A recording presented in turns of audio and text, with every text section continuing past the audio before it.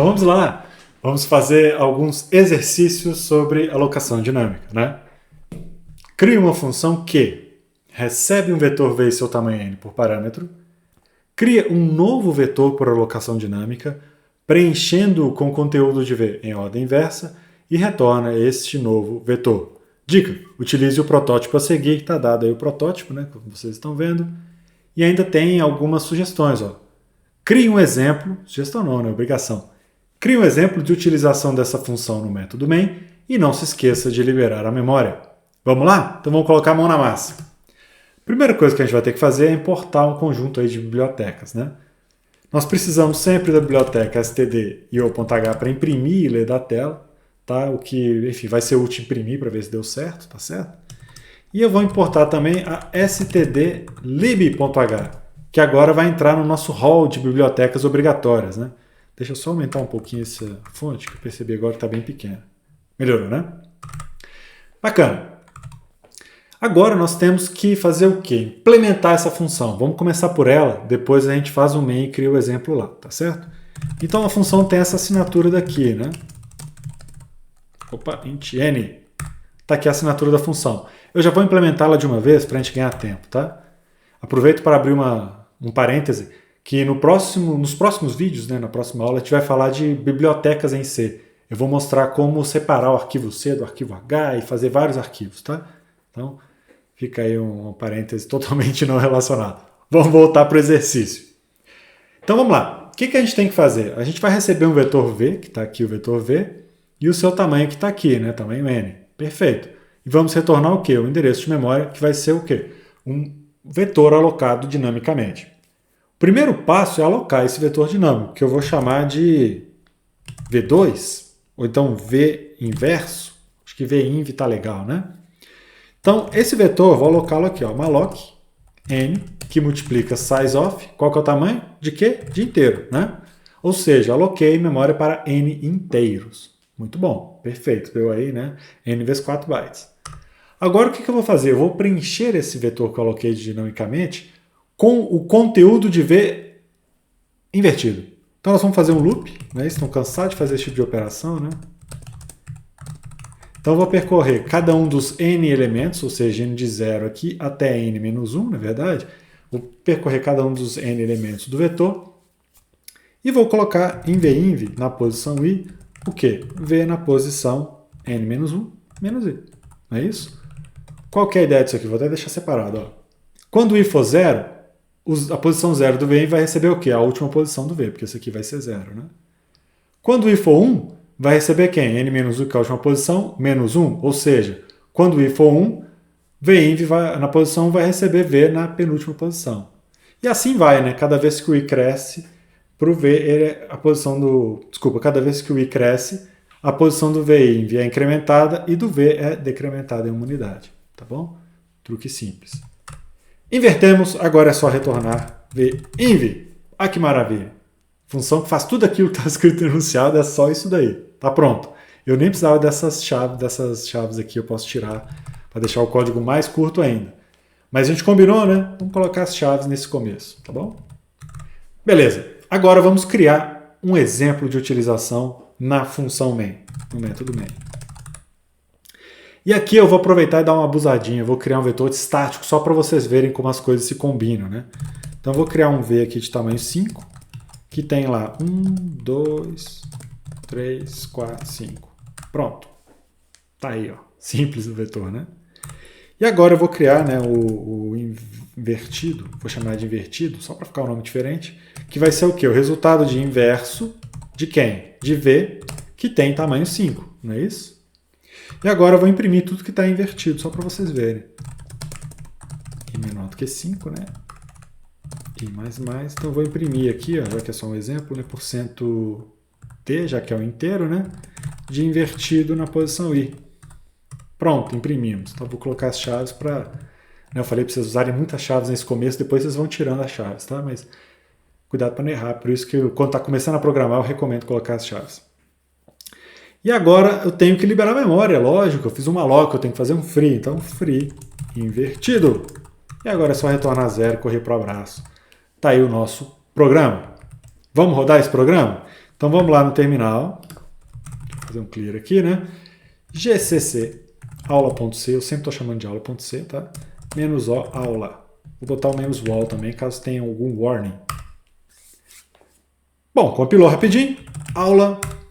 Tá aí, ó, imprimiu 5, 4, 3, 2, 1. Perfeito. Quero só chamar a atenção que esse porcentinho aqui, ó, foi impresso porque o meu shell imprime isso quando não tem um barra N. Então, para ficar bonito, eu sou meio chato, vou botar um barra N aqui, tá? Só para evitar que ele imprima aquele caractere horroroso. Vou compilar de novo, reexecutar e tá aí, ó, 5, 4, 3, 2, 1, ou seja, a função funcionou. Perfeito? Tá pronto o nosso exercício. Algumas observações. Na assinatura aqui em cima, eu poderia utilizar essa notação também. Tá? Isso aqui é a mesma coisa que um ponteiro de inteiro, de uma forma diferente. Né? Mesma coisa de uma forma diferente. Mas o impacto é o mesmo. Tá? Então eu poderia utilizar essa assinatura também se eu quisesse para a função. Vai funcionar do mesmo jeito, independente se eu passar um vetor ou um vetor estático ou um vetor dinâmico. Tá? Um vetor ou um ponteiro. Ok? Dá na mesma nesse caso. Perfeito? Então tá bom, vamos para o próximo exercício. Exercício 2. Defina uma função que retorne a transposta de uma matriz M com lins por cols elementos, ou seja, lins linhas, cols colunas. Utilize o protótipo a seguir. Né? Então, dada uma matriz A de tamanho N por M, lembre-se que sua transposta T tem tamanho M por N e cada célula T e J é igual a JI. Então, nós vamos retornar a transposta dessa matriz, né? Que basicamente consiste em inverter linha com coluna, né? Essa que é a ideia. Então vamos lá. Deixa eu abrir o código. Já estão com os includes aí no lugar. Vamos então implementar essa função, né? Transposta. Só uma observação aqui, pessoal. Aqui eu posso colocar espaço antes e depois. Posso colocar assim. Posso colocar assim. E posso até colocar... Opa, assim não pode. Posso colocar assim, ó, tá bom? Eu gosto de colocar colado com o nome da função por hábito. Isso não é nada demais. Então recebe uma matriz, recebe linhas, recebe colunas. Deixa eu aproveitar para fazer uma observação com vocês aqui rápida. Notem que essa assinatura aqui, olha, em que eu passo um ponteiro de ponteiro com uma matriz, não é válida para uma matriz alocada de forma estática. Tá? Cuidado com isso. Uma matriz alocada de forma estática é, na verdade, um vetor. Aqui não, aqui eu tenho um vetor de vetores. Então, muito cuidado com isso, tá? Então, o que valia para vetores não vale, nesse caso, para isso daqui, tá certo? Ok. Então, vamos lá. Eu tenho que transpor essa matriz. Primeira coisa é criar a transposta, que eu vou chamar de T. T de transposta é um nome razoável, né? Que é o quê? Malloc de quantas linhas? Como eu estou transpondo, eu vou ter cols linhas, concorda?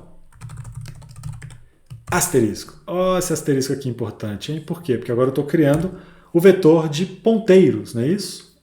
Que vai ter uma linha grande, né? Cada posição vai ter um ponteiro. Beleza. Ok, agora vamos lá, né? Para cada coluna, por que coluna? Porque é transposta, né? O que era coluna vira linha. Então, cols, na verdade, me diz o número de linhas, né? Como o enunciado já deu a dica. O que eu vou fazer? Eu vou alocar T na posição I, recebe o quê? Malloc. Quantas colunas? Linhas, né? Já que eu tenho que inverter. Linhas vezes size of int. Tá aí, ó. T na posição I já recebeu aquilo. Agora o que eu tenho que fazer? T na posição IJ, né? Vai ter que receber o elemento daquela posição ali. Confuso isso, né? Vamos dar uma olhada. Vamos fazer um loop aqui dentro. O que eu estou fazendo? Olha só. Aqui eu aloquei o vetor de linhas. Aqui eu estou alocando o vetor de colunas para a linha I. E agora o que eu vou fazer? Eu vou para cada uma dessas colunas e vou colocar o valor certo lá dentro. Tá? Qual que é esse valor certo? Eu vou ter que ter na linha I, na coluna J, é a mesma coisa que M na linha J, coluna I. Opa, coluna I. Já que é a transposta. Percebe?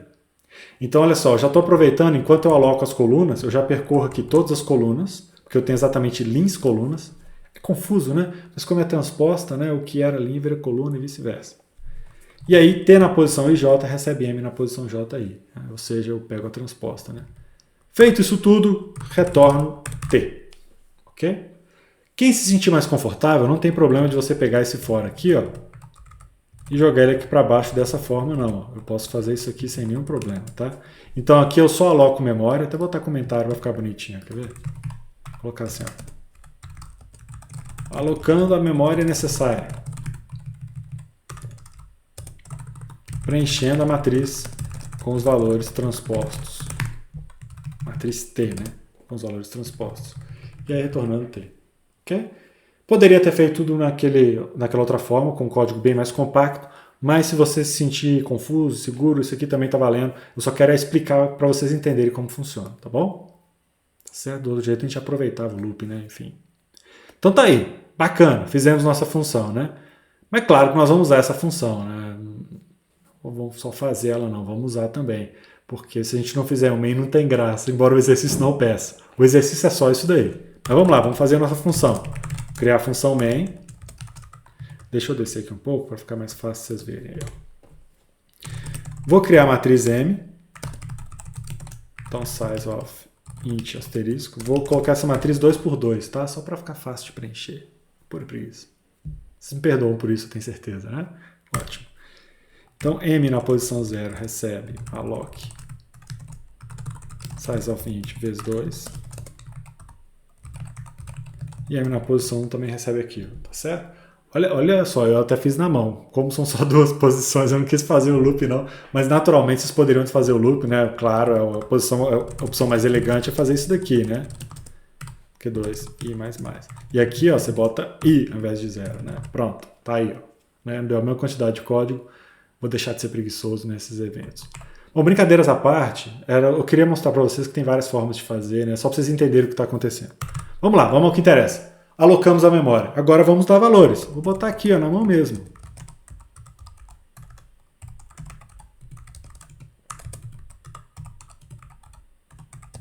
O objetivo é só testar, só ver se a função está funcionando, né? Então eu vou criar algo simples. Aí, ó.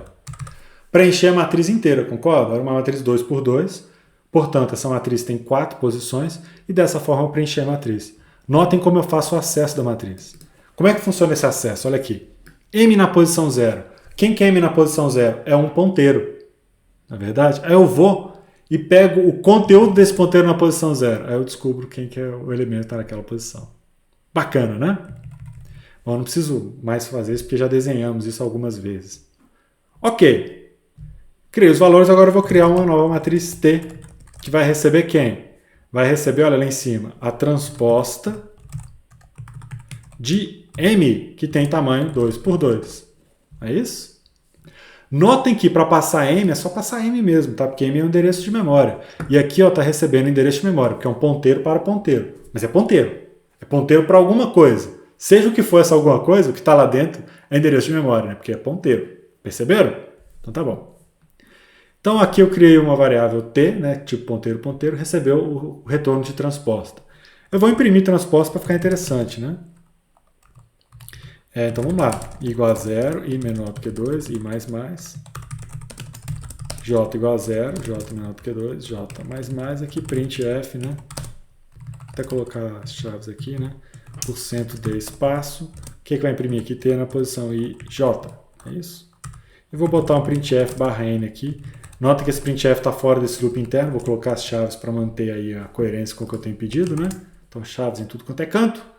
Pronto, imprimimos o vetor. Agora eu posso botar o return 0 e acabou, né? Só uma coisinha que eu sem querer deixei aqui, ó, faltou um N aqui, né? Transposta, estava trasposta. Então vamos lá, vamos rodar finalmente, vamos rodar. Vou fazer o clear aqui, vou compilar o código, compilou, lindo. Vou rodar a aula. Tá aí, ó, 0, 2, 1, 3. Que é a transposta de fato, né? Antes era 0, 1, 2, 3, né? Então transpomos a matriz, tudo perfeito. Mas tem uma coisa que não tá legal, hein?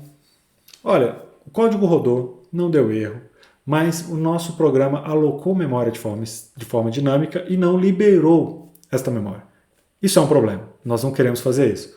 O que faltou liberar? Ora, faltou liberar um monte de coisa, faltou liberar, olha aqui, ó, essa alocação e essas daqui, e também as alocações feitas dentro da função transposta. Então o que nós vamos fazer? Nós vamos ser espertos, né? Vamos criar uma função libera matriz, que eu já vou até chamar aqui embaixo, olha só. Libera matriz, matriz, eu vou liberar a matriz M, que tem 2 linhas, né? E vou liberar também a matriz T, que também tem duas linhas, tá certo? Falta implementar a função, né? Ok, vamos lá, vamos implementar aqui em cima. Vamos criar aqui a função libera matriz, que retorna um void, ou seja, não retorna nada, porque nós estamos apenas liberando a matriz. Não há por que retornar um valor, né? Ok. Matriz está aqui e o número de linhas está aqui. Não precisamos do número de colunas, né, para poder fazer a liberação. O primeiro passo é iterar entre as linhas, né? E para cada linha, o que nós vamos fazer? Deixa eu colocar as chaves aqui para manter o estilo, né? Vamos fazer que M na posição I. O que nós vamos fazer com esse cara? Vamos liberá-lo, né? Free M na posição I. E finalmente, free M. Né? Ou seja, liberamos a matriz com essa função libera a matriz aqui em cima, que está sendo chamada, aqui embaixo, né? Libera a matriz. Ok? Pois bem, feito isso, vamos rodar o programa de novo, né? Compilei e rodei. Tá aí, ó. O resultado é o mesmo, você vai falar, pô, Túlio, não muda nada. Mudou porque agora nós estamos liberando a memória. No código anterior nós não fazíamos isso, tá? E bem, não preciso nem dizer, né, que obviamente eu quero que vocês aloquem e liberem a memória. Né? Vou fechar aqui, então tá aí o nosso código, ó. 3 funçõezinhas, né? Tudo tranquilo, vou deletar isso aqui para ficar bonitinho. Pronto. Então era isso. Nesse vídeo eu queria fazer esses 2 exercícios. Nós faremos ainda mais exercícios envolvendo matrizes e vetores alocados dinamicamente. Tá? Vocês farão isso para o trabalho prático, devem ter percebido, né? Inclusive, esse é o estudo dirigido da semana, já vou adiantando, mas isso aí é assunto para depois, tá bom? Então é isso, pessoal. Obrigado pela atenção de vocês. Até a próxima aula. Tchau!